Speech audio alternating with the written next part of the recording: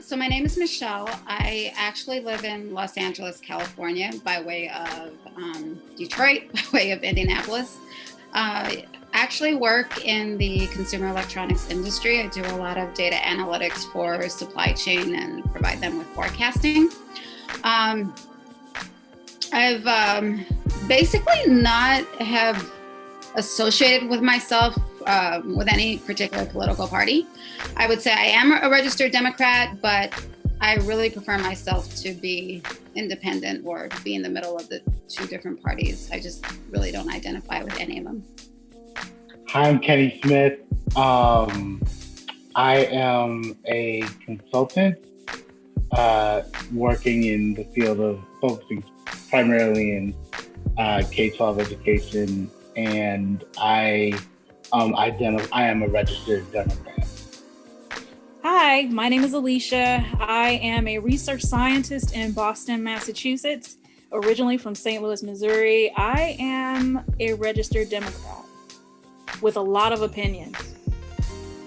Hi, my name is Don. I am from Cranston, Rhode Island, originally from New Jersey. I work for an insurance company where I am a director in the HR department, and I am a registered Republican of 20 plus years. Hi, I'm Demetrius Jordan. I am an educator. I teach both high school and university level. I am probably best described as a conservative Democrat, and I'm looking forward to this conversation.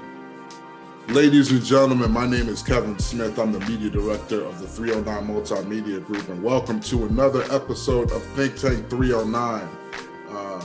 Today, we have another esteemed panel, and I think we're going to have an outstanding discussion because what we're talking about is kind of what is at the top of everyone's mind and what's on the news every day, which is voting, the election, politics in general. So what we're going to focus on today is Black voters and kind of how Black voters fit into the landscape of American politics. So with no further ado, let's get to it. So what I want to do to start out with, before we kind of delve into the nuts and bolts of maybe this election or just politics in general, just let's go around the room and anyone can start.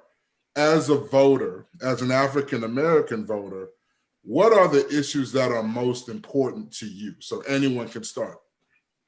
In terms of being a Black voter, what's most important to me is that my voice is heard, but then the issues that I care the most about. So all three of my degrees are in public health. And when it comes to healthcare, really looking out for the most vulnerable. I care about education. I care about safety. And I care about everyone having the opportunity to achieve optimal health and live their purpose. I'll be brave and jump in behind. As a Black voter, for me, especially on a national election, the most important thing is the ability to nominate and place judges, both on the federal appellate level as well as Supreme Court. I read a message from someone, and it said, if you've never had your rights have to be codified by a Supreme Court decision, then you may have some privilege. Well, I did some history in hearing that because I thought it was profound, but I thought it was a little bit too profound until I realized that as minorities, as Blacks, I'm a father of a girl, so as daughters, as women, the Supreme Court has had to codify what should be already understood as just a right. And so who gets to put those people on that Supreme Court is important to me because that's long lasting, longer than just the 4 years of a presidential term or 6 years of a Senate term? I'll go next. As a Black voter, I think the issues that are most important to me are equal access to opportunity, keeping taxes low, and just specific kind of like I would say social services that kind of protect our communities, keep us safe. Those would probably be the larger issues for me. But I probably would say that, I'm very fiscally conservative in general. I would say as a person of color and as a woman and as a mother of children that are now 18 and 20, one of my primary concerns, or what's important to me as a voter, is the fact that we need, equal treatment. We need police reform.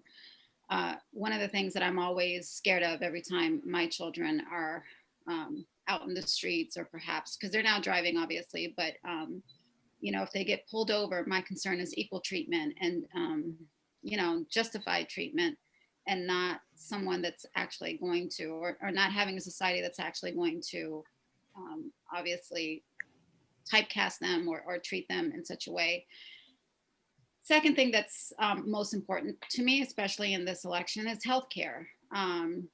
I have private insurance, and I wish to remain with my private insurance, but I also believe that healthcare is a right for everyone. We all know someone that can't afford healthcare, so that's obviously one of my key focuses, as well as when I'm trying to vote for a candidate. But also as well as somebody who will be empathetic. We need more empathy in this world. And I understand that, our country is a corporation, it's a business, but it doesn't mean that, we put aside empathy and, dignity. I agree with a lot of what folks have said up to this point. I think the one thing that's important to me is the economy. Just knowing that, a healthy economy is going to benefit everyone. And, particularly as we continue to grapple with recovering or addressing COVID, that, there's this tension between the economic side and sort of the health side. And I don't think, we don't get to a good place in the economy until we figure out COVID. But bigger picture, we are going to have to think about how to rebound from this, because I think the prospects of a recession, if not a depression, are real as we look ahead to 2021 and beyond. Another thing, I don't know if it's a topic per se, but I think it is important for me, for any candidate, to be able to demonstrate an ability to look at the breadth of issues that are sort of relevant, to be able to look at those through the lens of race. A lot of politicians, I think now you have a conversation around whether institutional or structural racism is really real. And I am frankly not interested in that conversation. And I think anyone who suggests that it's not, that's a major problem for me, because I need someone who is at least, there is a willingness to understand that there are systemic inequities that exist across, that are really, specifically impacting people of color. And I need politicians who are going to be willing to at least acknowledge that, and then think about the subsequent steps on how to address that. Yeah, I appreciate everyone's giving their answers. And, I think for everyone, at least for me, something that everyone said resonated with me, and it's definitely something that I'm focused on. Kind of my follow-up question, and I think some people kind of already went into this, is your calculation for a good candidate for a national election any different from your calculation for a good candidate for a local or a statewide election? I'm here in Chicago, a couple other people here in the Chicago area. And I know,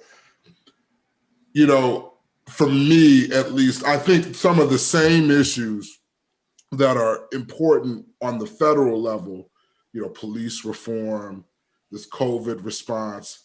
I almost think for me, they're almost, I don't want to say they're more important for a local candidate, but I just think because we're in these urban centers, it's almost intensified. Like the situation with COVID is more intense in a big city like Chicago versus, a small town like Vicksburg, Mississippi.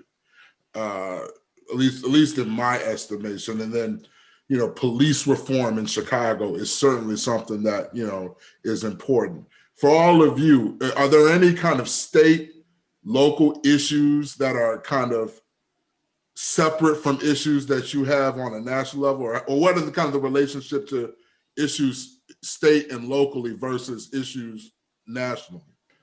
Well, I will say here in Massachusetts, it's been really interesting because I've been very intentional about learning about my community, which is a little different, but it's still a microcosm of the greater society. So we've had some tensions between Black Lives Matter and the All Lives, Blue Lives Matter people, and it kind of just blew up. And I was like, wait, what? This is happening just minutes from where I live. But I work in the city of Boston. And so they're a little different, but I'm not trying to move away or anything. So, while I'm here in this community, I want to learn so much more about it. However, given that I have a lot more responsibility in what I do for a living, it's really made me think beyond myself, like way beyond myself in my community. And then just, how are we going to get past this COVID thing? Because, here in Boston, we had like the first super spreader event in the US. And I was trying to warn people, but Kevin, that's another podcast.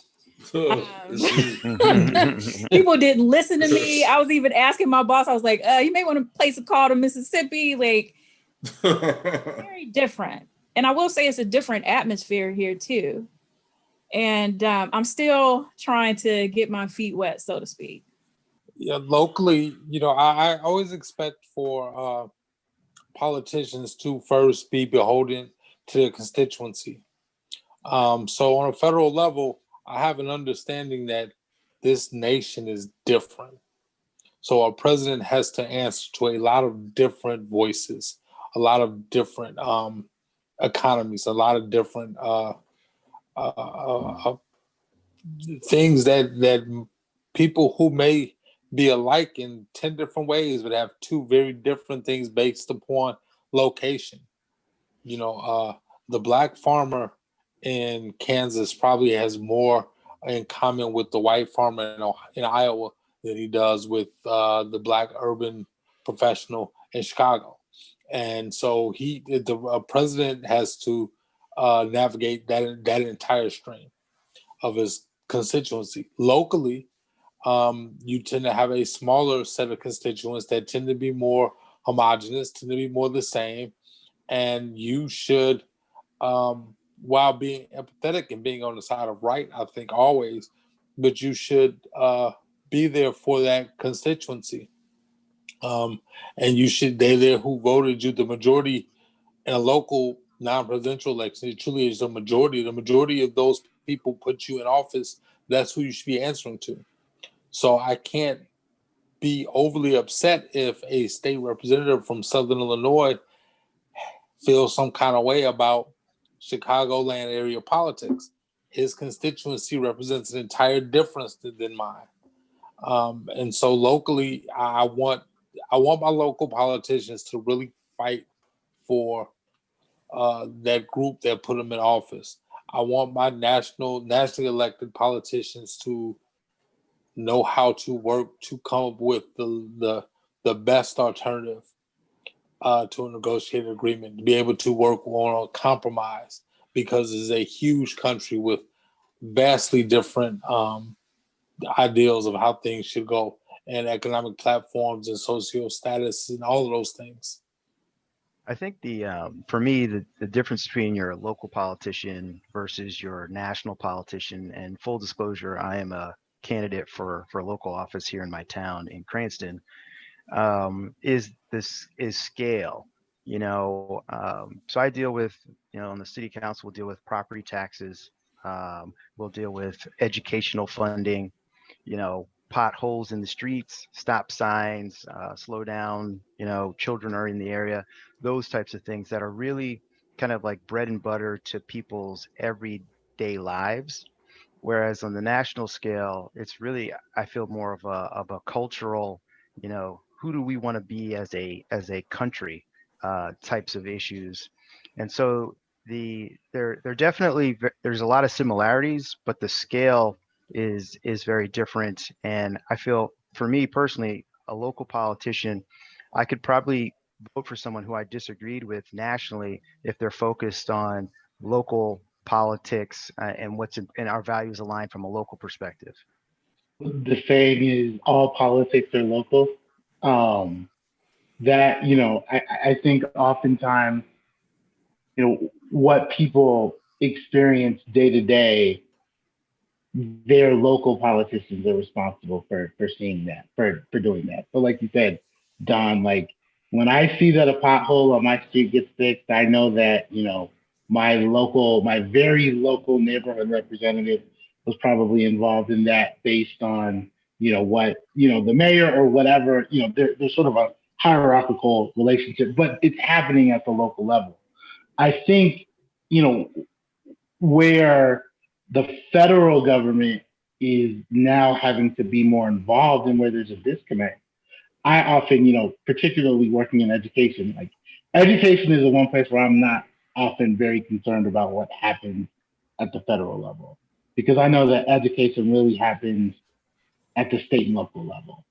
But what we do need the federal government to do is to allocate funding for then the state and local politicians to make decisions on how to best implement new programs and necessary programs. And I think that's one of the things that we are struggling with around COVID. We are not getting the federal assistance to help state and local politicians make key decisions to serve their constituents. But I am always looking at the local level to see the greatest impact. And I need local politicians who are on the ground and connected to the ground, and who can successfully make sure that things are happening for the people who need them the most. My views on a federal and state and local level are quite different as well. Living in California, I think everyone knows that, we're one of the Los Angeles, San Francisco areas are one of the higher cost of livings in the United States. So primary concerns on a state and local level are obviously, rent control, property taxes, allocating such, property taxes and monies towards education.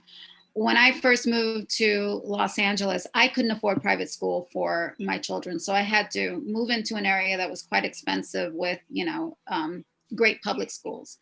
But majority of the people that I've met here have, gone to private schools because of the fact that monies are not allocated to public education, especially here in California. So you have a lot of minorities that, don't have access to the quality education out here.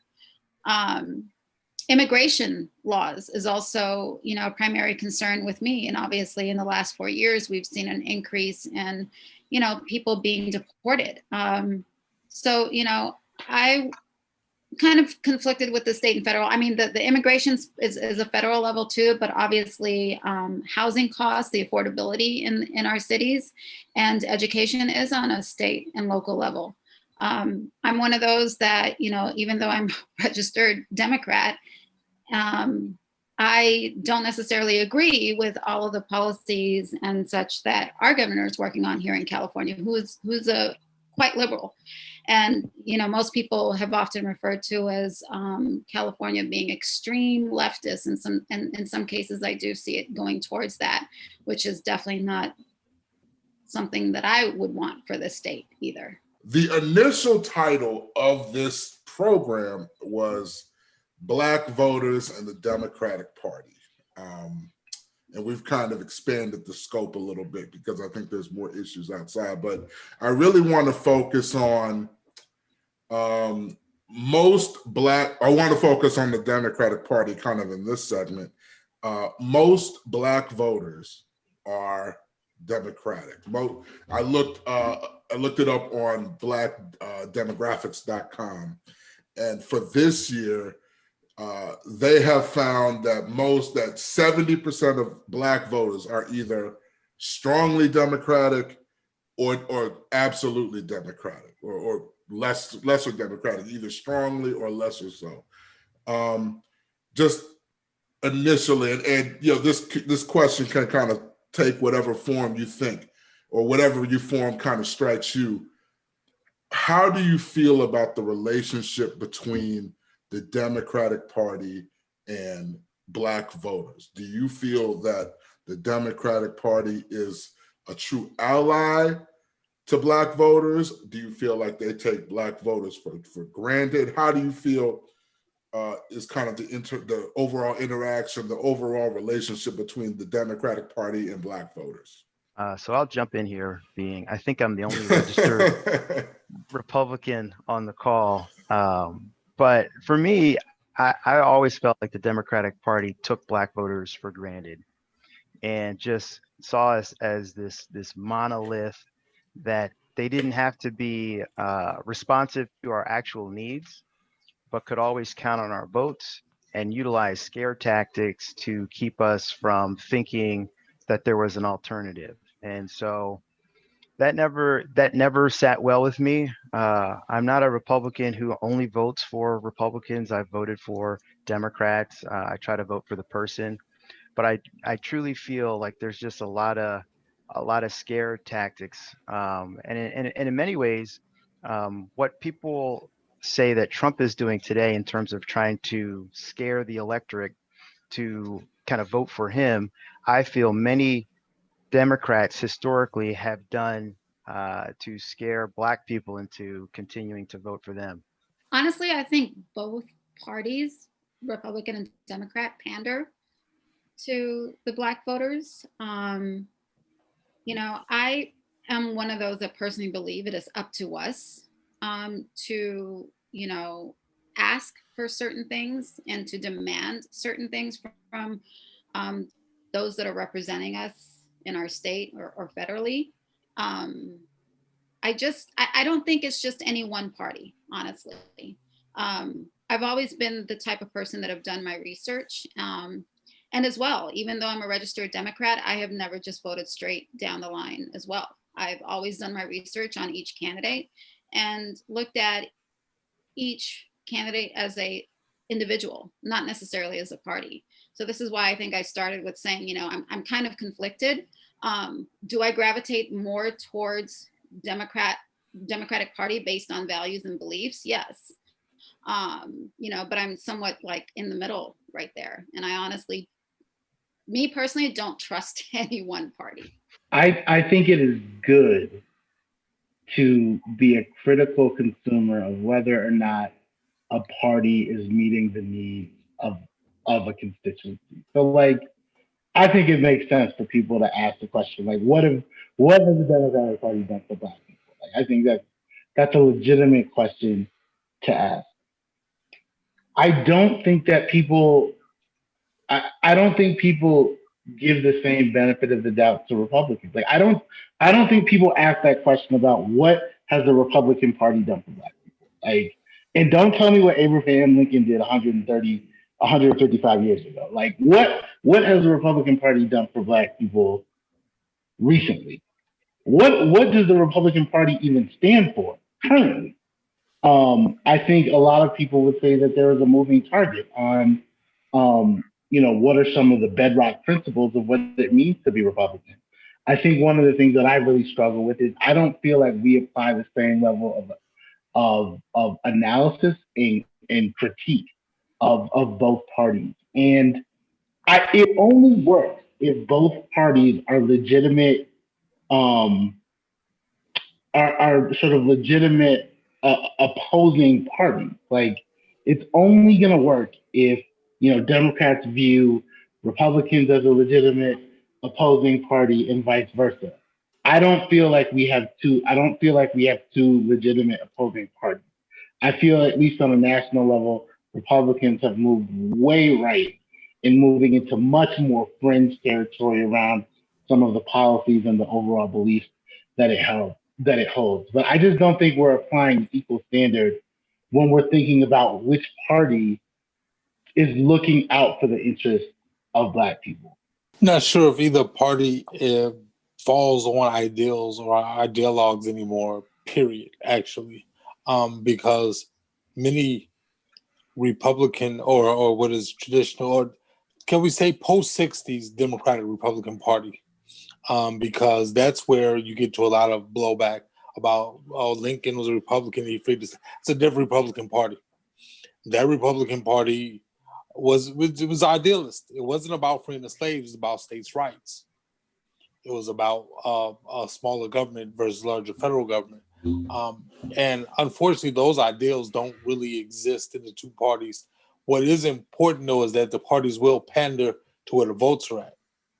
There is a reason that Joe Biden had to pick a woman of color to be his vice presidential candidate, running mate, because 2 years prior, women of color showed up at the voting booth throughout this country, and they proved themselves to be a powerful voting bloc. Therefore, as much to pander to them as anything else, he had to choose someone who idealistically is really not in line with what Biden wants to do. Kamala Harris and Joe Biden idealistically are not very close on the political spectrum. Yet he needed to pick her because women of color showed they show up at the voting booth. And so they forced that hand to do that. As off the wall as I know many white people think Trump is, some of them are willing to vote for him because he has pandered to that religious right. He has said, I will put the people on the Supreme Court who will overturn Roe v. Wade because that's what you want. That's your issue. So I'll give you that. I'll have Pence as my vice president because that'll make the religious right happy. Because on resume, Pence brought nothing to a Republican ticket. But his appearance made it wasn't Indiana voters, it made white religious voters in Alabama and Georgia and in Florida and places where Barack Obama has shown that the Democratic Party was gaining steam in those places. He brought the religious right back to the Republican Party to keep it there. So when we talk about does the Democratic Party use or just take the Black vote for granted, there's some of that, but I think the Black vote has a responsibility for that.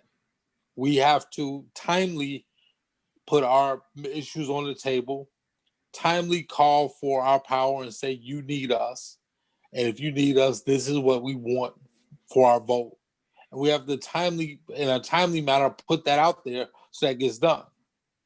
And that's true for any voting bloc and has been true whether you're religious right, whether you're Latinx, whether you are women, whatever voting bloc that moves or sways, it's always been show the power of your vote and that party will appease you to keep your vote. I do think, in addition to that, we've got to show that we are, to Kenny's point, critical thinkers, and that the reason why I think the Democratic Party takes Black voters for granted is because they're like, well, it doesn't matter if the Democrat is the most conservative person, if they've got a D next to their name, and the Republican is very moderate, even / progressive on social issues, but say kind of moderate fiscally, Black voters are still going to vote for the Democrat because he's got a D. And until we as Black voters demonstrate that we will be critically thinking around who we select and vote for and not just vote for a party,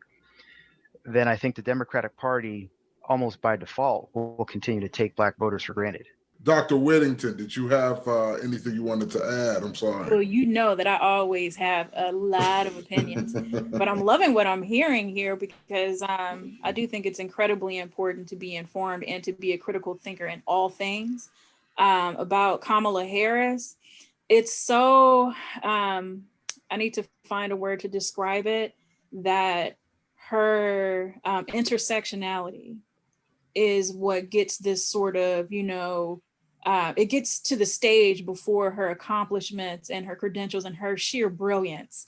When I think about just her background and like her parents just being these like ridiculously educated, just talented people, and then they poured all of that into her and her sister.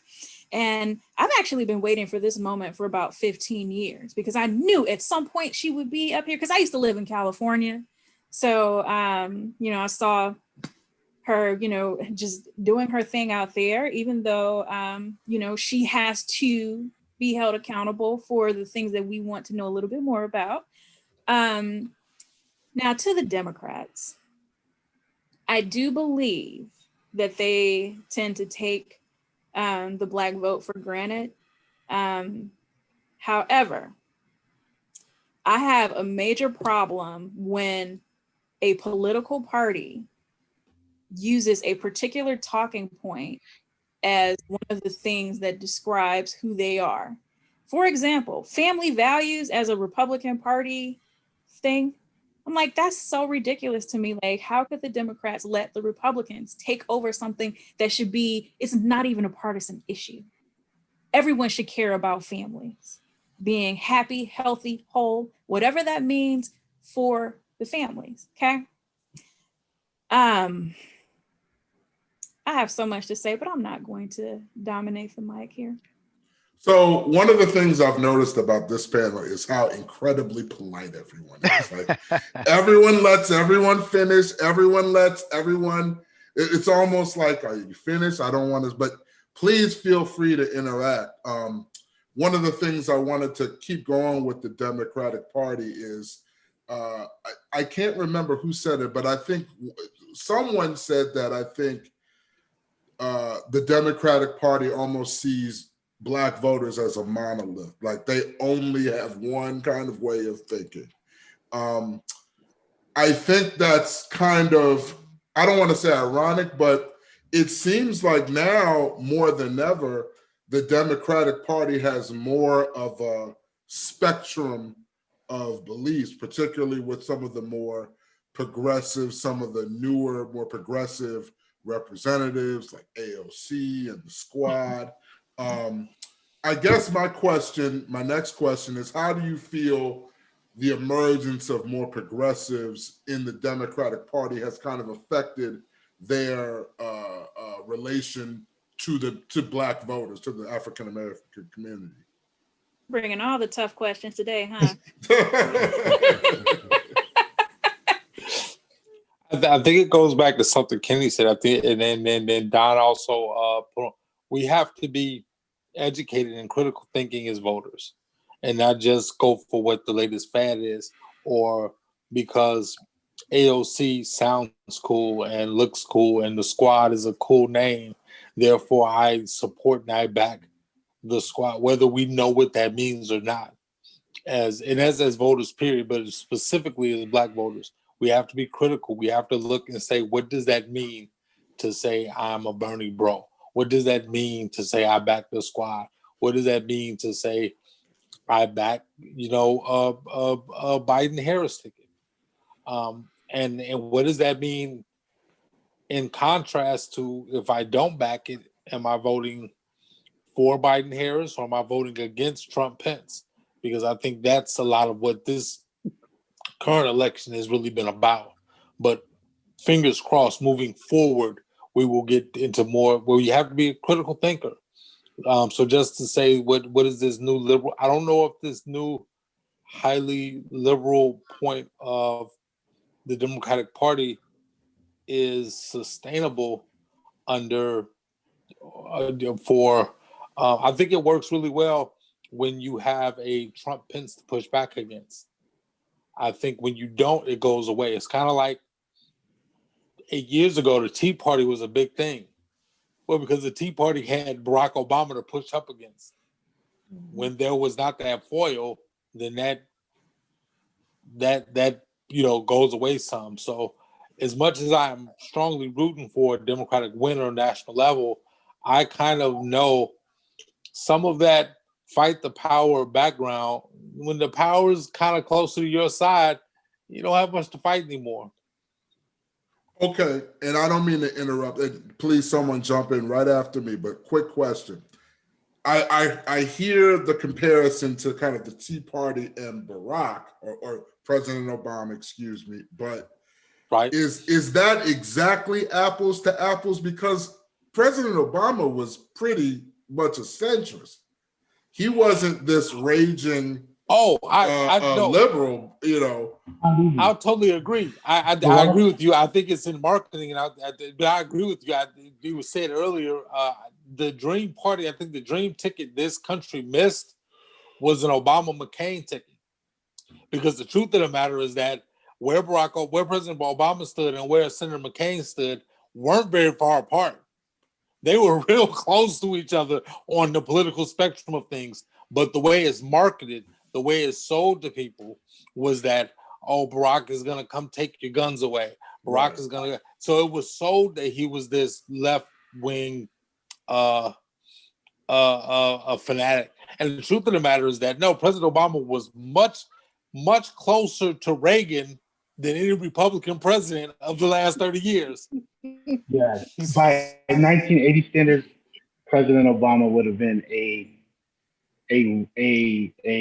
left-leaning Republican. Yes.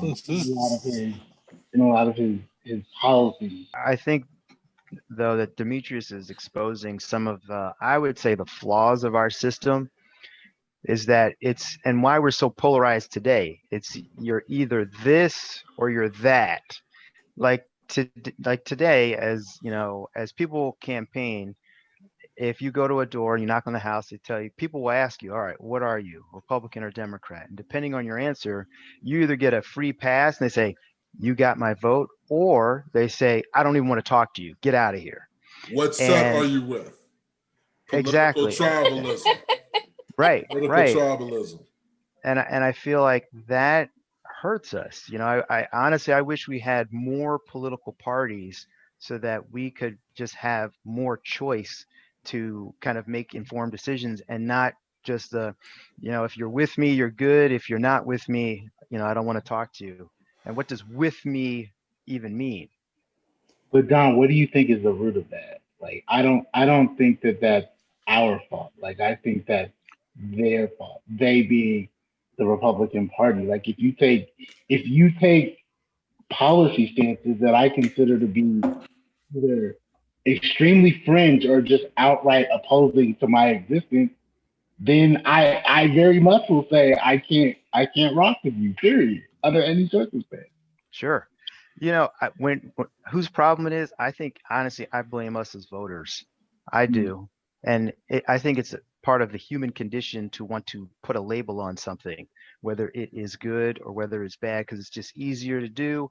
Instinctual, when we were, rocking in caves, if we saw a bear, we need to run, And so I think it's just easier to make if you can put a label on something and label it good or bad, that's easy. And so when it comes to pandering, a lot of politicians will pander to that and say, create boogeymans and saints out of people, depending on if they have a D or R next to their name. Yeah, I mean, I think, what we've done is I think we've oversimplified things. I think we create buckets for what each political party stands for. And we say that that's basically everything that's in the bucket is what's important. When actually, I think the political system works the best when if like Democrats are white and Republicans are black. I'm talking about like color-wise, not like race-wise. The system works the best when we are working to find the gray, right? When we are trying to figure out what the subtle differences are. Like the differences are so diametrically opposed that there's really no entry point for someone who considers themselves to be a Democrat to say, oh, I can identify with like the Republican Party. Like we are getting so polarized that we're not able to work. We're just so far apart that it's hard for us to really navigate like finding, I think, what are more subtle differences that truly separate us if the Republican Party is what I have learned it to be over my lifetime.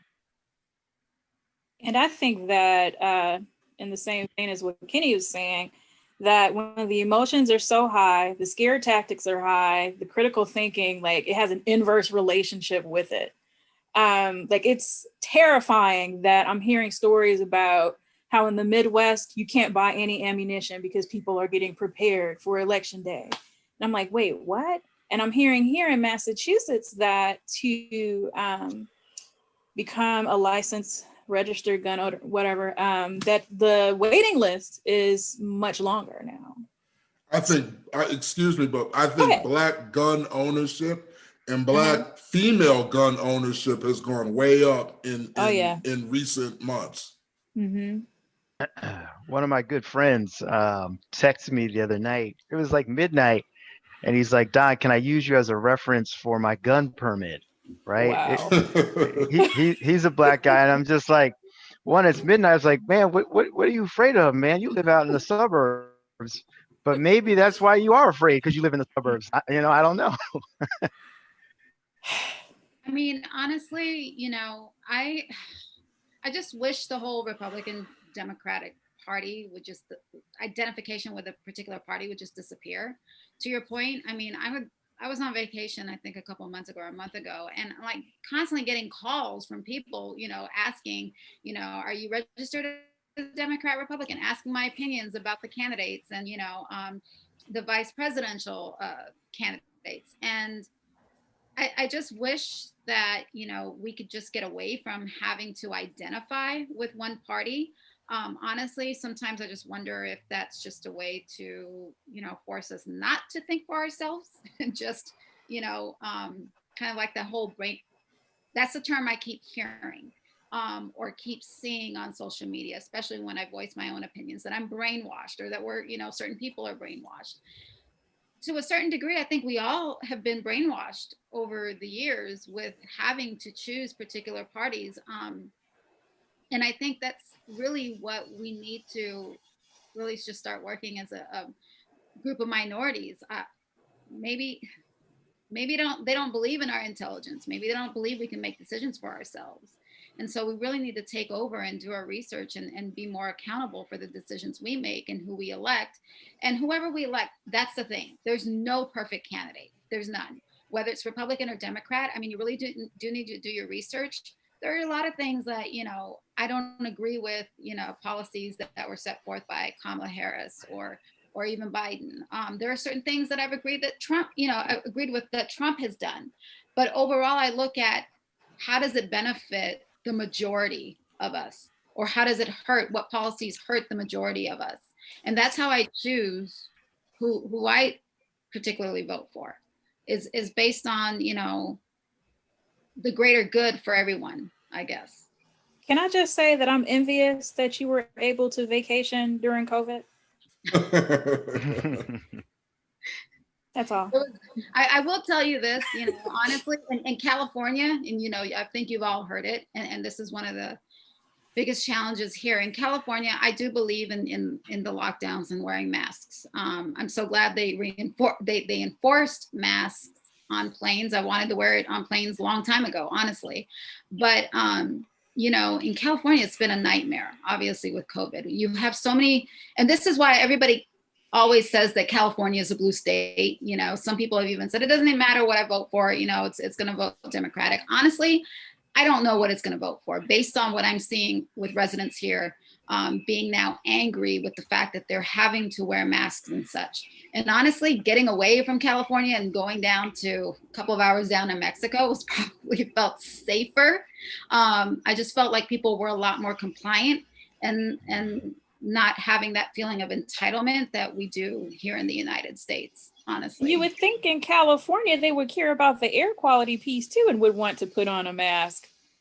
You'll be surprised. California has definitely taken a turn. And I obviously we have COVID, as a cause of that. And you have so many people that, I don't know what's shown nationwide, but a lot of people here are angry. And, even in 2016 with the elections, I have never seen so many rallies for Trump or even a Republican Party as I do now. It's incredibly scary. And I think the reason why a lot of people. And I will tell you, a lot of Black men here in California have been so angry at, feeling like they've gotten their rights taken away and feel like if you vote for Biden and Harris that, you're going to submit to slavery all over again. And so because of COVID and how it's changed things in California, you've seen a lot of people gravitate towards, I'm voting for Trump, Michelle, I'm glad you brought that up, and we're actually going to make a transition to the Republican Party. Just wanted to bring up: does everyone here know who Jemele Hill is? Is everyone familiar with her? I'm sure everyone's familiar with Jemele Hill, but she just had a tweet, and a lot of people, it was controversial, speaking specifically about Black men. And I think she said something to the effect of, if I'm wrong, correct me, I think she said something to the effect of, a lot of Black men aren't fighting the patriarchy. They just want to be a part of the patriarchy, or something to that effect. Moving to the Republican Party, you've heard, at least I've heard different black people say, that you need to get off of the plantation of the Democratic Party and you need to think for yourself. And the Republican Party is kind of the answer for free thinking Black people.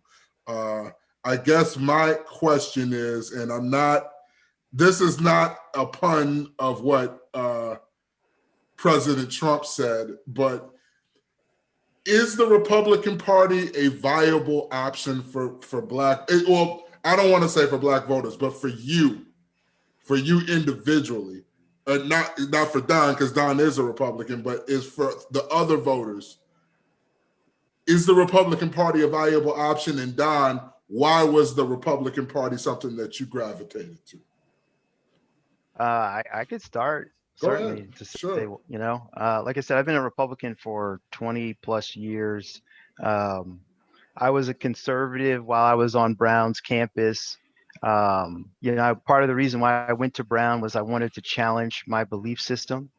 And really, I heard Brown was liberal, but it wasn't really liberal, it was left. And I was very disappointed in that. Because to me, liberal means tolerance, marketplace of ideas, talking through things and kind of coming up with the best solutions. And I was disappointed that at Brown, liberal just meant left, and there was no space for being a conservative. And so I truly feel like a lot of Republican ideals speak to Black people. I mean, I do a lot of mentorship at my job, and specifically target Black men and women who have certainly felt marginalized and disenfranchised in corporate America. And if you look at statistics in Fortune 100 companies, Black executives, men and women, are kind of missing. And I do a lot of work in that space, and find that people are trying to work so hard and outwork so many people. They're working hard, but not smart. And in many ways, I feel like Black people, staying with Democrats is working hard, but not smart.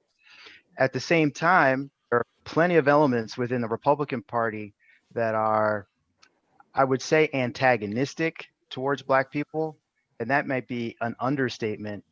And, but I would say my conversations with many Republicans, they don't know how to reach out to Black people. They don't know how to do it.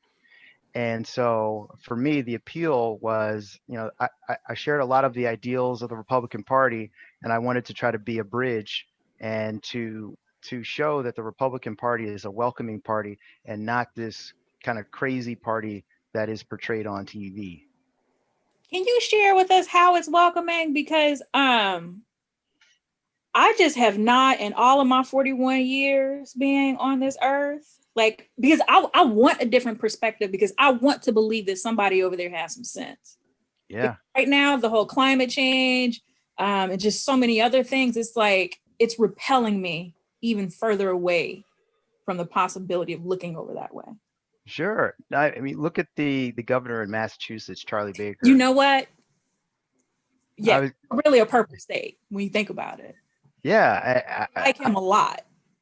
Except, I'm What? sorry to jump in, except Go a ahead. Republican governor of Massachusetts really isn't a Republican. No, That's Republican in name only. That's a rhino. There's no such thing as a Republican in the and it's land of because of Kennedy. the wealth distribution in Massachusetts, which Exactly. is why, like, I saw him on Nantucket a couple years ago, and he was literally at the next table. I'm like, he doesn't seem anything like the old guard, or like, yeah. But no, carry on. I didn't mean to interrupt. Let the record show that Alicia is vacationing in Nantucket. Right. Listen, Right. Let's I get have that not out been there. back since. Listen, That's all I wanted to point out. But go before ahead. I Don still goes, miss the I don't amount of wanna- money it took to be there. But go ahead. I won't go way down that thing, but using a Republican from Massachusetts as like the standard of what a Republican is doesn't fly when I've watched the last 8 years, 10 years, 12 years, the Republican Party try to shoot down their healthcare plan because the Affordable Care Act is not Obamacare. Right. It's Romney Care. It's Romney. Who was the governor of, who's the Republican governor of Massachusetts. Right. So you gotta, before we go too far there, Sure. to use that as an example, there's some holes there. Maybe like Kasich or somebody. I don't know. Like, even though he's a little centrist too. So See, but I think that's part of the problem. That's like saying you can't say AOC is a Democrat because she's all the way, to the left. And if you go to Alabama or North Carolina, the Democrats there would be very different. I don't think that's fair. And that's what I'm trying to say. I live also in New England, so I'm in Rhode Island, but I work in Boston, so I'm very familiar with what Alicia, the demographics that she's bless your talking heart for about. that commute. Yeah.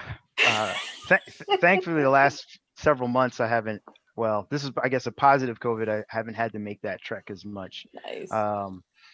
But I think that the Republican Party has a lot of people who have a lot of appeal to many different voters, especially minority voters. But I do feel like there are elements within the Republican Party that are very, as I was saying, antagonistic towards minorities. And I'll be truthful. This year, I almost left the Republican Party. Come on. I'm gonna keep it real here. In June of this year, I spoke with our state party chair and a few others, and I said, I'm about to leave the party. I've been a member 20 plus years. I'm about to leave. It was after George Floyd. I have 3 sons, 3 black sons, and I just was not at our local level. I couldn't understand how people were talking about this issue. Seeing protests on TV and just saying, well, people are rioting and looting, and there could be, I don't know, 0.5% people rioting and looting, 99.5% are protesting a specific issue. And to ignore the issue and only focus on the criminal elements that exist in society across political party, I couldn't do it while my sons were talking to me and asking me like, Dad, Mom, I don't know if I want to be black. To me, it's just like, we can't be this tone deaf people. We just can't. And so I definitely agree that there is a lot of tone deaf elements out there in both parties, but certainly within the Republican Party, when it comes to people of color, there's just not been a lot of reaching out in a way that actually invites people in. Sometimes when I'm at doors and I'm talking to people about this and all the diversity and inclusion work I do, they're like, Don, you sound like a Democrat. And I tell them, I say, there's a lot of flavors to a Republican Party. I got a, instant message a couple weeks ago from a Democrat saying, Don, please come on over. And to me, again, it's not an either or. It's just, we've got to be more inviting. And to your point, just like there's, different variations of the Republican Party, or it's pretty diverse. It's the same way with Democratic Party, right? I mean, there's been plenty of times where I've made comments about what I believe, and I'm called a socialist, which I'm very far from, and that's not the environment that I would want, or the economy that I would want for our country. But it's this is why I say, having to identify as a particular party just doesn't mean anything to me. It really is like there's so many different variations. Now, if I were to have to choose based on what we're currently seeing today, I would say, a person like President Trump right now has completely turned me off from the Republican Party. It's all about having that right representative for the party. I mean, General Colin Powell at one point was, trying to run for president. He was a registered Republican. I would have voted for him, just based on what I knew about him and what he believed in. So it definitely isn't about Democrats or Republicans. It really is about what values are most important to you and if they can, help you achieve them. And if I could just chime in behind that, you said something earlier that I thought was profound, how we need to have more empathy. And when I see the current version of the Republican Party, or at least what's put in our faces, and like, I will tip my hat to the Republicans for one trait. When they get behind one person, they get behind one person for president. However, they got behind the wrong person this time. And to see what has come from that, the fruit of that is so rotten. I have been offended by so many things he said. I felt as though his candidacy should have been over when he made fun of the reporter that's differently abled. And I just, I can never associate with a party that would greenlight a leader like that. I can't. I feel like there's irreparable damage. Okay. And that's why I'm sorry. Go ahead. No, I think that here's where I'm gonna, me and Don are gonna be. I'm gonna really agree with them that the Republican Party in different parts of this country are more broad based. I think what Alicia talked about is how they get behind one candidate. I feel like that's learned behavior, because the problem is that every Republican didn't get behind a more centrist Republican candidate like McCain. He was so centrist that there were parts of the Republican Party that they didn't all get behind him. And that led to them losing, or that played a part in them losing. I don't know if that was the deciding factor, but it played a part. And so I think it was next time we're going to all be all in. Because I think they learned that without doing that, you wind up tattered. You wind up with, Tea Party Republicans. You wind up with long-standing Republican governors and senators refusing to run because they just didn't want to be in that climate where their actual Republican Party was being torn apart. And the truth of the matter is that fiscally, like I introduced, I'm a conservative Democrat. Fiscally, I'm probably much more conservative than any of my Democratic friends will be. And so some of that plays a part in why I could see some points to the Republican Party, not the party of Trump, but the Republican Party. So I think there's a difference in that. And I think that's where we are right now. And so I think, Alicia, that's learned behavior. We weren't together once, so we're going to be together this time. Mm-hmm. But I have a question about this fiscal conservative point. Is it that you like to save your money and use it where it's needed, or are you anti a lot of the programming that helps citizens that are suffering? Oh no! I'm very pro the programming.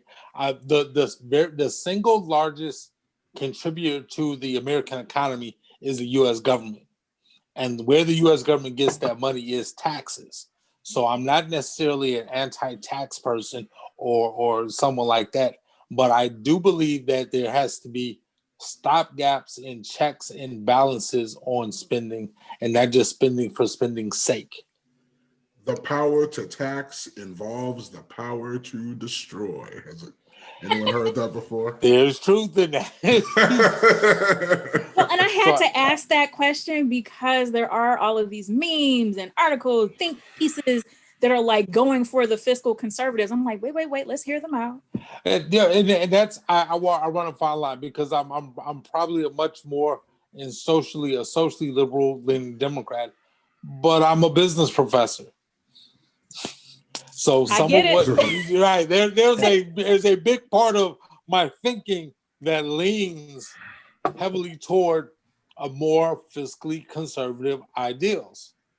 Fiscal and then fiscal conservatism is no longer a tenet of being a Republican.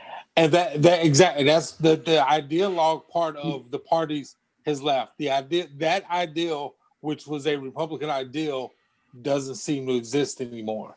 I When would Paul say, Walker yeah. left, when Paul Walker from, what's Paul Walker, is that his name? Am I Walker? confusing the actor? But from Wisconsin, he was in representative from Wisconsin.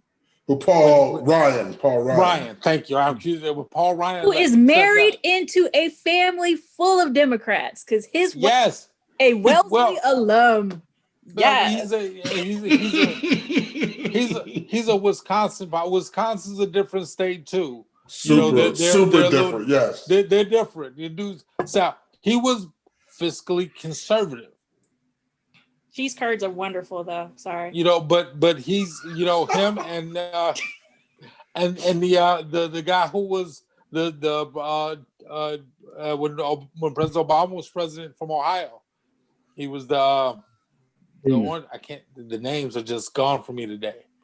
But he was a Republican. I think he was the Speaker of the House. He was Speaker of the House when President Obama was president. the orange. Boehner. I didn't want to do that. John Boehner, right? John Boehner. I didn't want to do that because we have real orange now. That's the problem. But John Boehner, and then we come to find out that John Boehner and President Obama got along swimmingly well. Well, look at our Supreme Court. Now. Look at the Supreme Court. Justice Ginsburg and Justice Scalia were like besties, and Justice literal Scalia, best friends. Justice Scalia called President Obama and told him he had to put Elena Kagan on the court.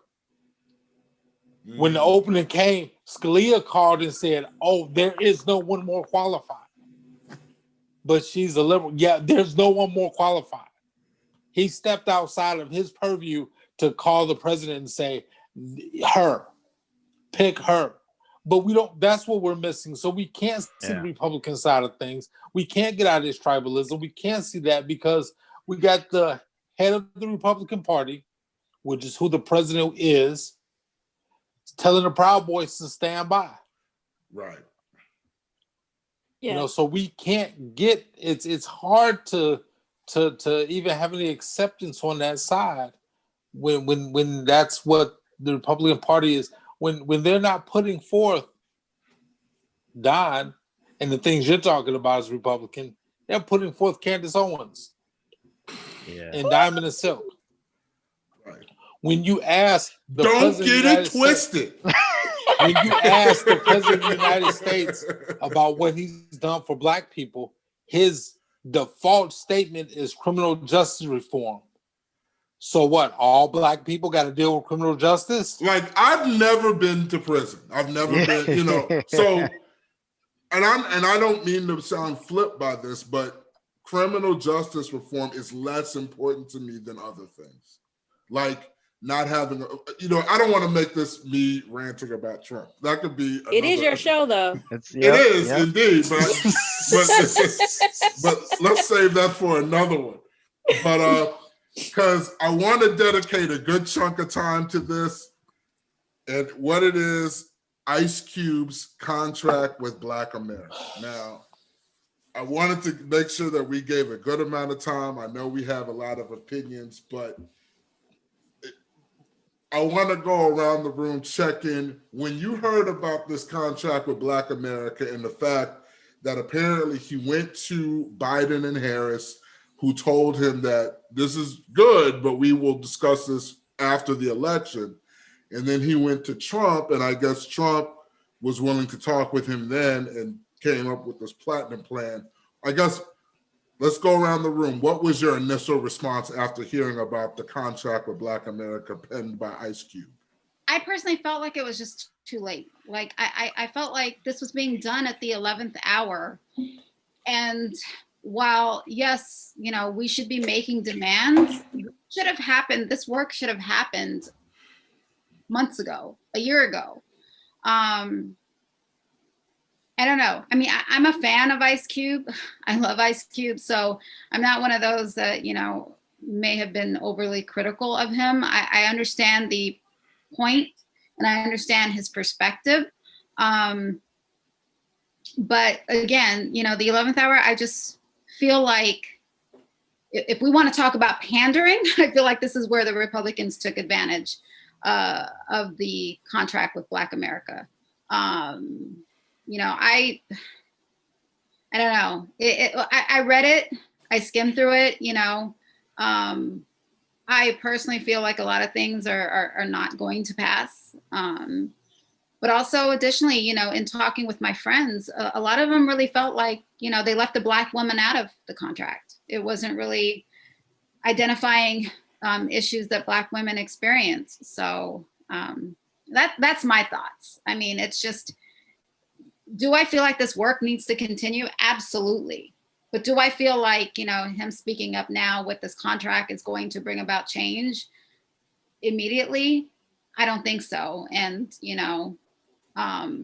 I just personally felt like the Trump administration, I'm not going to call it Republican Party, I'm just going to call it the Trump administration, took advantage of this. And now it's kind of using him per se. I honestly think it's insane that Biden Harris said we'll talk about this after the election. I think that's insanity. I would have expected Trump to say that. I'd have expected Trump to say, you know what, Ice Cube, man, peace. We'll talk to you after. But to hear that it was Biden Harris, that speaks to what I'm saying is that there's just a default setting that, Black people are going to vote for us regardless if we deal with issues or we not deal with issues. And Michelle, you were talking about it's kind of late. I actually feel like the country is very late to dealing with these issues. And it was only with, a Black man having his life taken away in such a gruesome manner where people kind of woke up and said, well, you know what, maybe folks who are talking about this issue have a point, that we really started to have real conversations about this stuff. And I commend Ice Cube. He's not a politician for sure. And I commend him for bringing something out like this just to even start the conversation. But I would rather be talking about, what is in the contract versus why he's doing it, who's talking about it, who's not. But I'm very disappointed, although not surprised, that Biden Harris decided to pass on having a conversation with him about it. Can I interject really quickly? What a lot of people, because they talk about the Platinum Plan, they talk about the contract with Black America, but nobody has talked about that months before, all this came about, that there was that Lift Every Voice plan that Biden, Biden's administration has laid out, or his party has laid out. Nobody talks about that. Nobody brings it up. So I don't think, am I disappointed in the response? Yes, but nobody's digging a little bit further, I guess is my issue. I mean, honestly, yeah, they could have that conversation, but in my opinion, what could Biden and Harris do at this point? They are not in office yet. To me, that's a cop-out. That's a cop-out, though. Let's clarify. Sorry, go ahead, Demetrius. No, that's fine, but let's clarify. Where was it said that Biden and Harris told him, let's wait till after the election? Where's the quote? Where's the statement? Where's the video of that being said? You know why you can't find it? Because it wasn't. That's what Ice Cube told us he was told. What he was told in April, how he was told in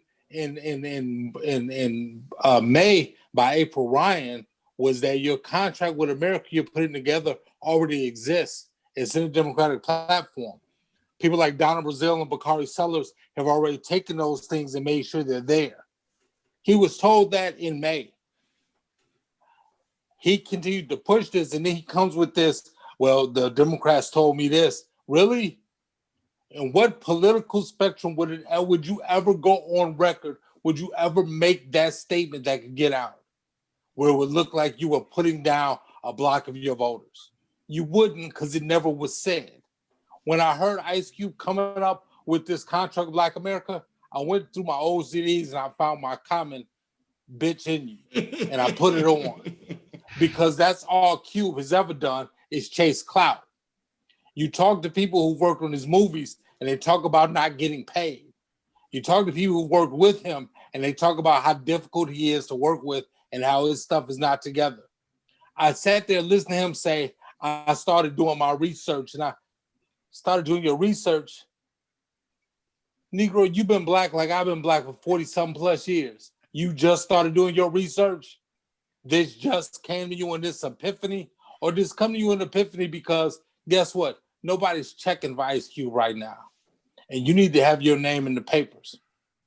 And then as much as I could be with that, then the things come out with the amount of monetary dealings him and Steve Bannon have. You got your money in with Steve Bannon?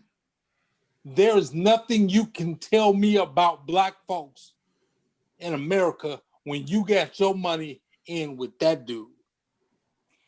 Where my soundtrack at? I need my copy by me right now. I warned y'all early. This is...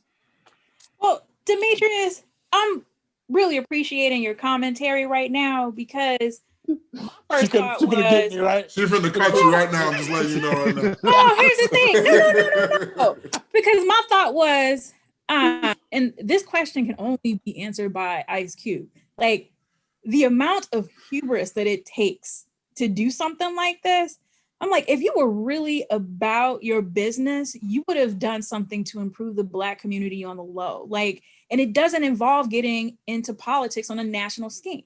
Okay, in the world of public health, we always look for innovative ways to learn more about the community, like community-based participatory research is to like really partner with communities so you can make them better. Barbershop, like public health professionals started going into barbershops doing like blood pressure interventions and all kinds of stuff. And like just the culture around the barbershop, it could have improved the community in a completely different way. But I also think that this conversation would be different had Magic Johnson, you know, brought something to the table in this instance, simply because he has the receipts on community improvement and whatnot. He's got the receipts. He's had to do. If Ice Cube had been more like Nipsey Hussle, he'd have had the receipts. Right. Cube been living in his Brentwood mansion, and now he want to come out because he's been doing research. And I don't mean to interrupt. And a little Googling. But the thing that gets me, and I'm glad you brought up Nipsey. The thing that I was less into Nipsey's music than I is into him personally. And one of the things that I was so into him personally was because Nipsey, when he didn't know about something, he would seek out people who did know about it to partner with them. Now, if Ice Cube in drafting this contract had gone to the Urban League and the NAACP and Jesse Jackson and Minister Farrakhan and, you know, a bunch of different Black voices to partner with this, the lady that wrote the new Jim Crow, I mean, just all these different people. But it just seems to me, and maybe if I'm wrong, correct me, that this was just something he wrote. And I guess my thing is, and maybe it speaks to my issues with my confidence, but I would never venture to say that I could speak for all of Black America. That's a lot. You know what I mean? And you all had that Cube hubris. And if you thought you could do that, you wouldn't seek out a snake oil salesman to try to do it. Like, you wouldn't seek out someone who has not demonstrated any level of investment or, frankly, interest in what are the issues of the day for the community and how do I help lift these people up beyond criminal justice reform. And I don't mean to interrupt you, Kitty, but like, not only is he uninterested in communities, he's antagonistic to community stuff. You know, at every one of these police brutality situations, she has always actively spoke out supporting the police. With the Colin Kaepernick thing, the NFL players were sons of bitches and this, that, and the third. Like, you can't, I hate to quote Common, but you can't sling bean pies and St. Ides in the same sentence. You know what I'm saying? You can't do it. You cannot be for the people at the same time vouching to work with someone who's worked against or spoken against your community. Historical context is everything. And the critical thinking part, he comes out and says that the Trump administration promised $500 billion, $500 billion. Let's just think about that number for a minute, and then tell me what you honestly hear if somebody tells you they pledging $500 billion. I got an oceanfront property right here on the south side of Chicago. I would love to know if you're interested in looking at it. It's right upstairs, by the way. I don't buy it. I don't buy it. And that's what everybody is gravitating to, right? Is the money. It's the money. Because if anybody had taken the time to read Biden's plan or the Lift Every Voice plan,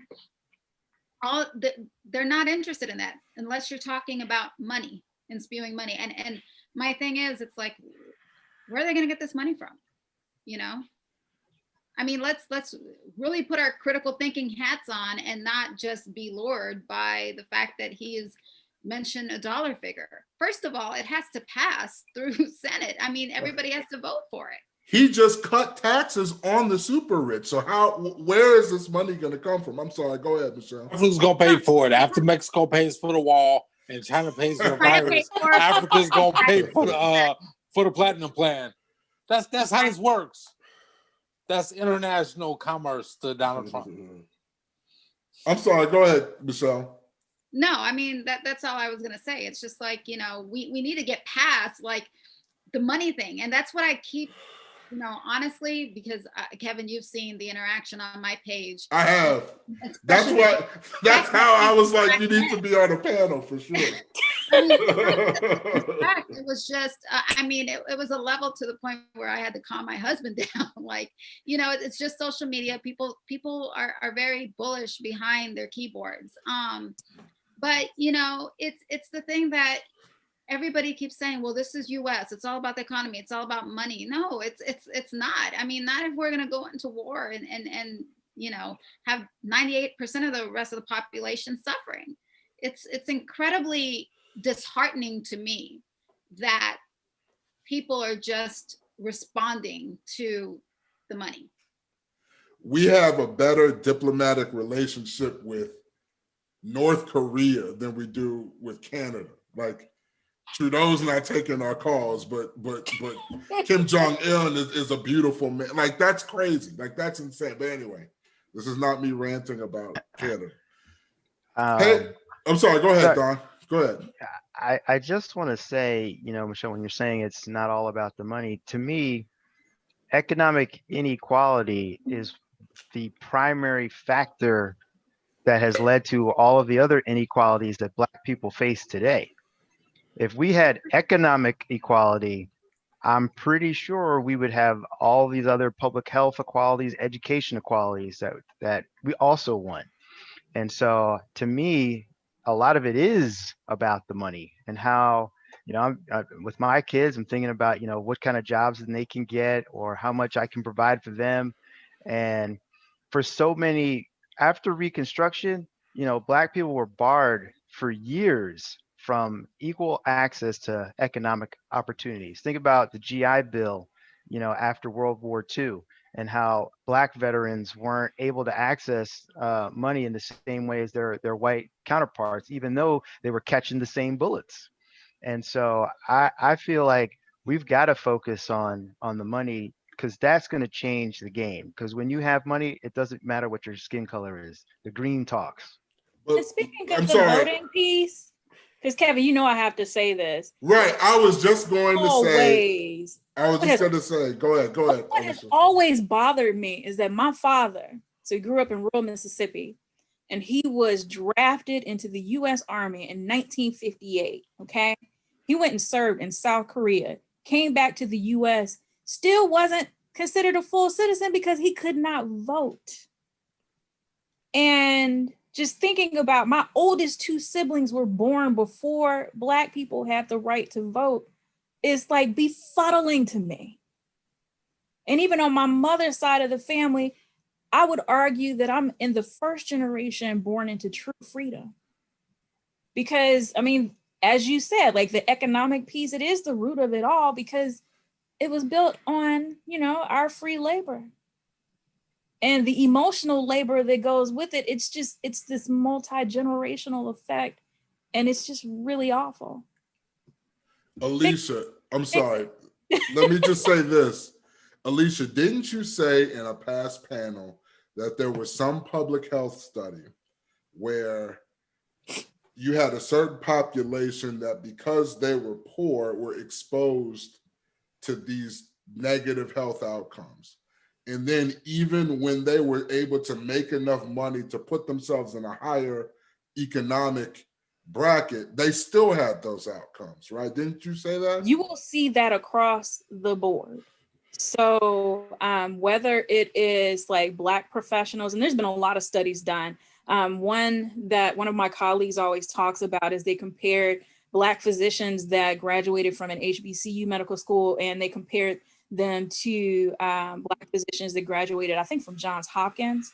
But like, even though, you know, this is a prestigious occupation, in terms of the outcomes, no improvement. And then in terms of voting, how resources are allocated, I remember watching a talk where it said on average in a white community, it takes 11 minutes to vote. In a Black community, on average, 23 minutes. And so now that the disparities have like really been blown out, I mean, just ridiculously.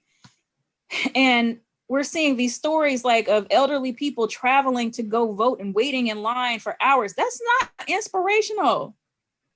That is not inspirational at all. It should not be like that. But yeah, Kevin, you know, I could talk research studies all day long. No doubt. To back up your points. Yes. Well, look, they don't change. Sorry, those outcomes don't change overnight. I think that's part of the problem, is that it doesn't change in one generation. It doesn't change in 3 generations. You know, we're dealing with 15 generations of at least 15 generations of white supremacy in this country. Mm-hmm.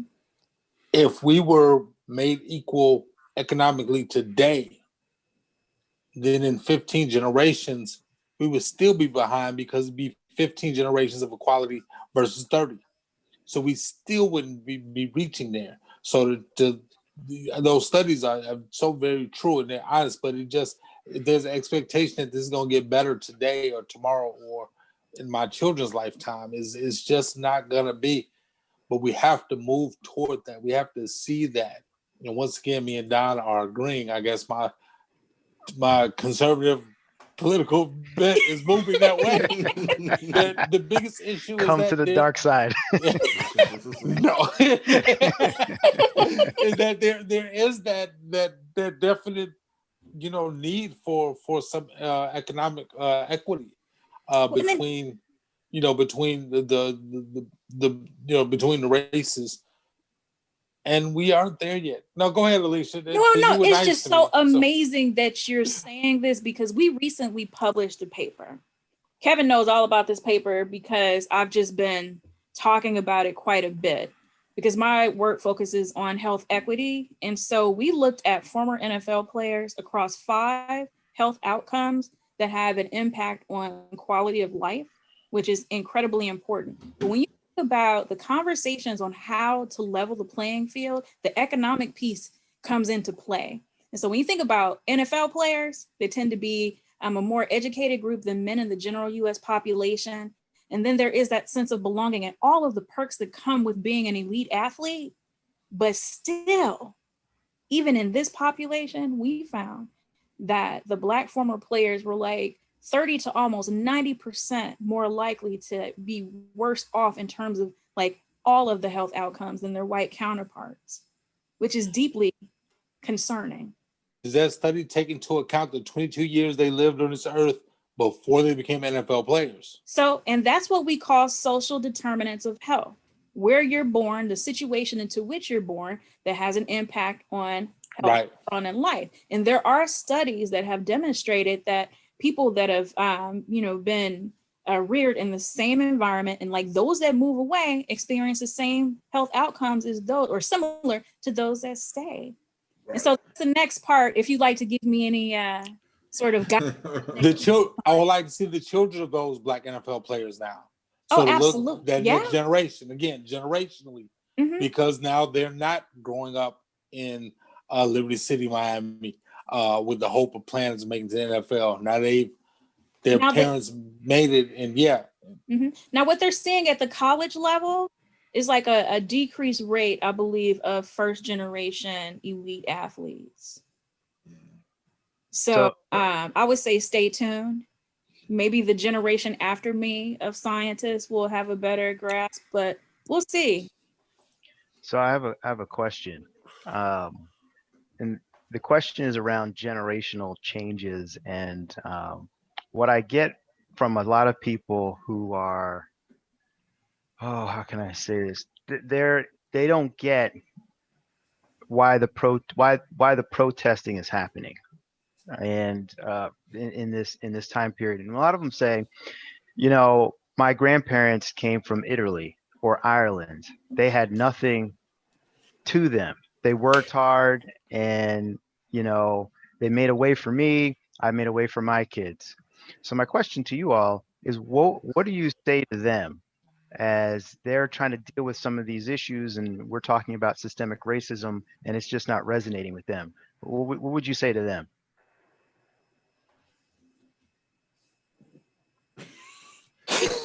Now I'm feeling what y'all felt earlier, because I'm like, Well, my first thought is back to the first podcast I was on. What's her name? Jane Elliott? right. We can run that back all day. Yeah, like raise your hand if you want to have the experience of being a Black person in this country. And if they say no, then you can have like that conversation and then ask why and what are your thoughts on the Black experience. Right. I mean, and I'm not used to really giving a lot of my opinion on here, but I don't think it's apples to apples. You cannot compare the immigrant experience to the African American, the middle passage from the slave ports. You know what I'm saying? The fact Name and broad is two different things. The fact that you have an Italian last name illustrates that difference. My last name, color. I'm sorry?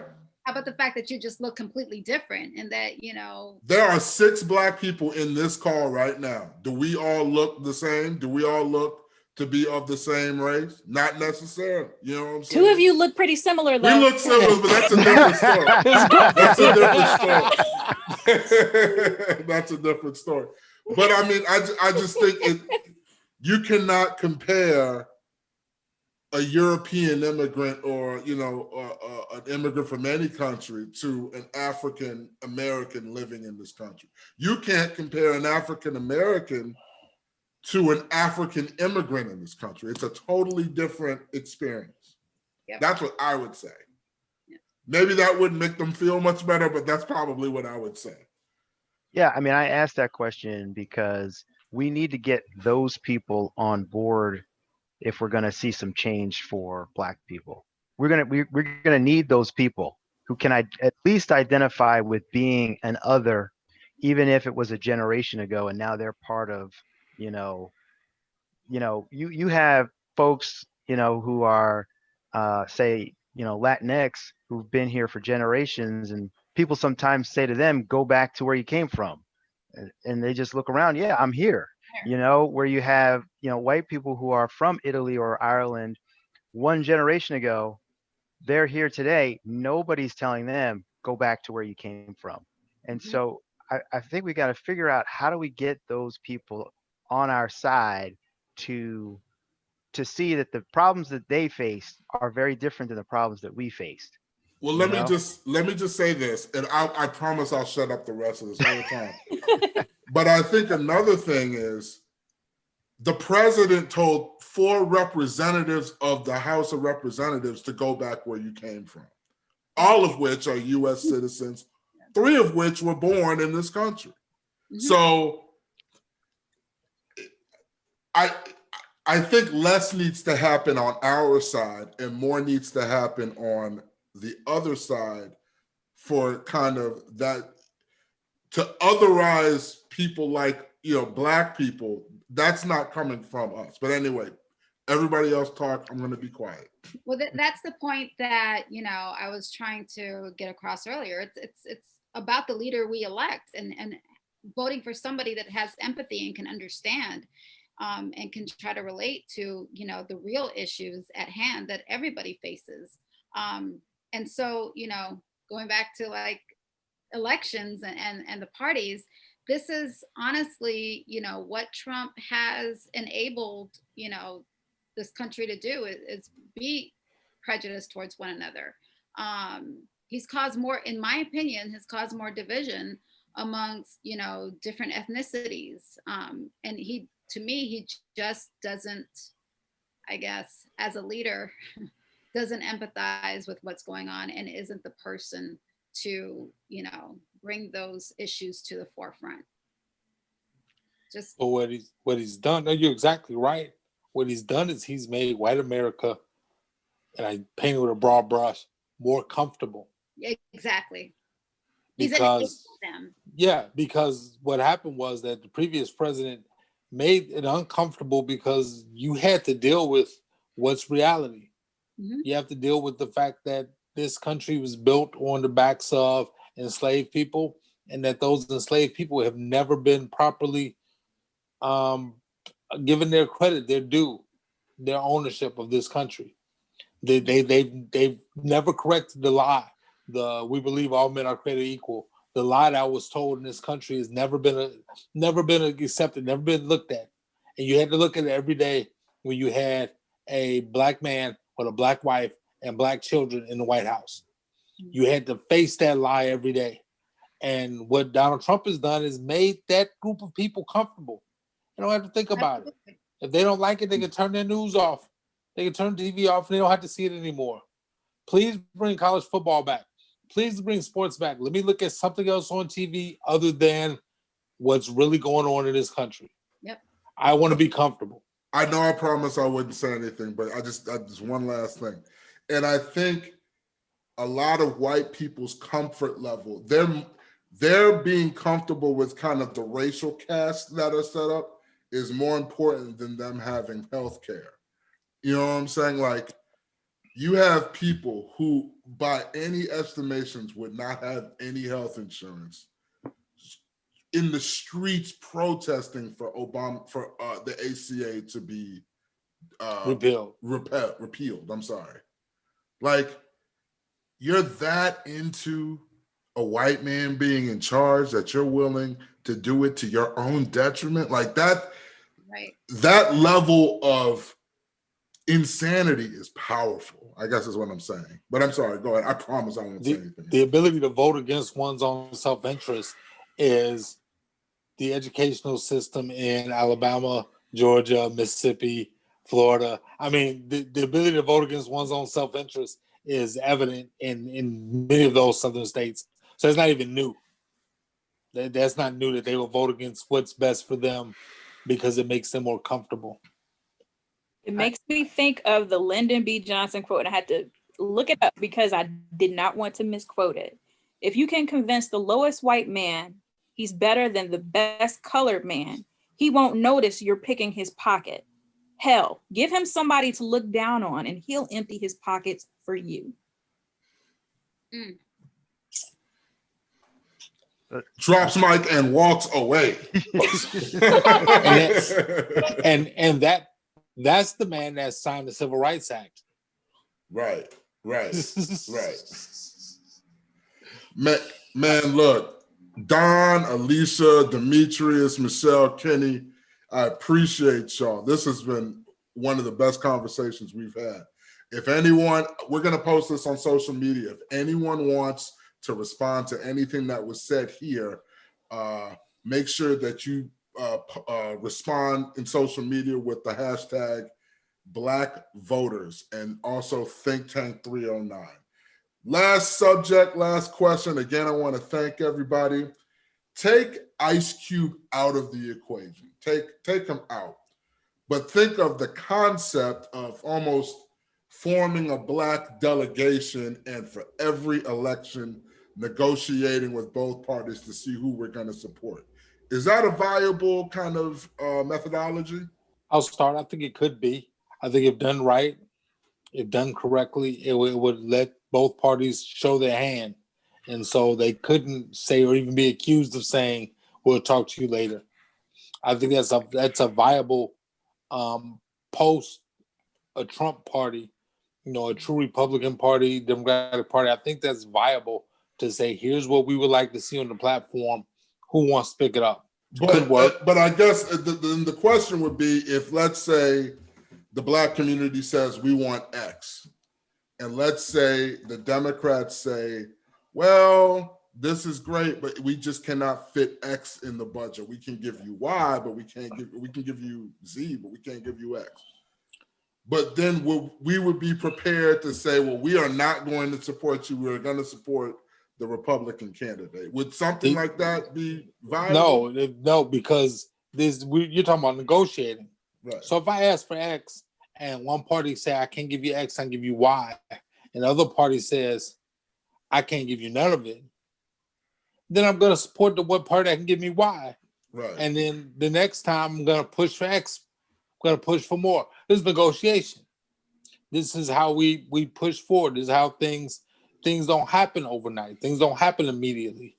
They happen over time. You have to see that change. So you can take it to both parties, but just because you don't get everything you want doesn't mean you take your ball and go home. I think it could work, but you got to have the Candace Owens of the world involved there, and that the delegation needs to be. I see the eye rolls. I'm not a fan of. I'm not a fan of Candace Owens. Just I'd let's be clarify. the worst poker player ever. I apologize. but I think we need to have the Candace Owens, the Dave Chappelle's, everybody. There has to be a perspective at that table who's coming and saying we're representing the Black voice, because the Black voice isn't just, again, as I say, this monolith. And for people to take that group seriously, you cannot exclude voices that you think are crazy, even though they're Black people. I mean, I think our end goal, like our desired state, is an ongoing engagement in the political process. And that doesn't happen if every 4 years we're negotiating around an election. Because I'll just pander to what you want. I'll just say what I think you want. And I will not be bound by that. Yep. I will just try to get your support.